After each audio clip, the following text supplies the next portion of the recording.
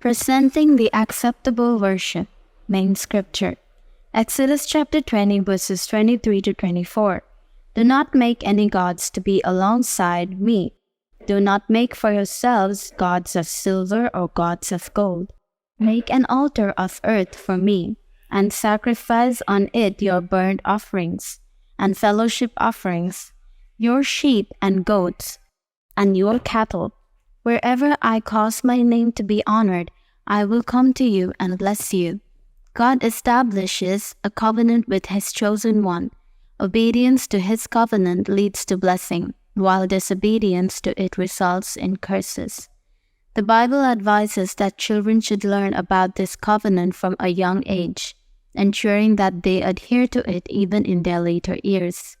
God's voice spoken with fear. The word of the covenant was declared to the Israelites under a fearsome situation. God spoke to them in a terrifying manner to keep them from sinning. Exodus chapter 20 verses 18 to 20. His word concerns about heaven and hell. Given this, it is no wonder that His word is both terrifying and fearsome. Moses reiterated this message on the plains of Moab 40 years later.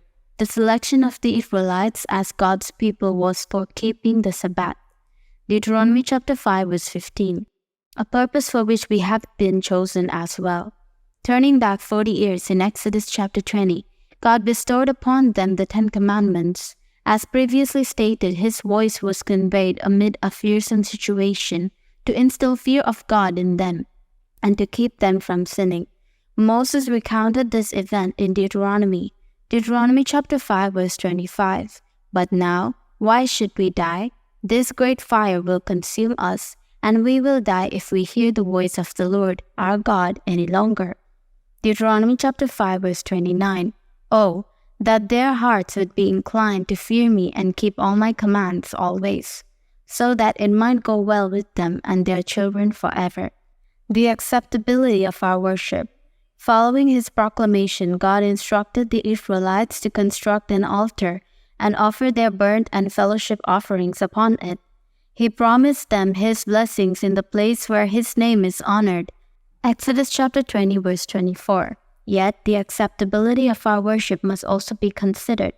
Malachi chapter 1 verses 6 to 9 reveals that God does not accept the offerings of defiled animals.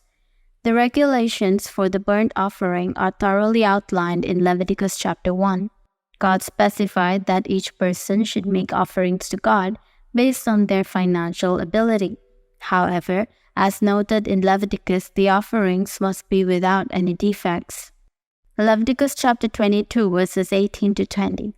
Speak to Aaron and his sons and to all the Israelites and say to them, if any of you, either an Israelite or an alien living in Israel, presents a gift for a burnt offering to the Lord, either to fulfill a vow or as a freewill offering, you must present a male without defect from the cattle, sheep, or goats, in order that it may be accepted on your behalf.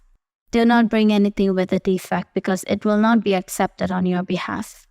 Offering the acceptable sacrifice honors God, whereas presenting a defective offering mocks God and defiles His temple.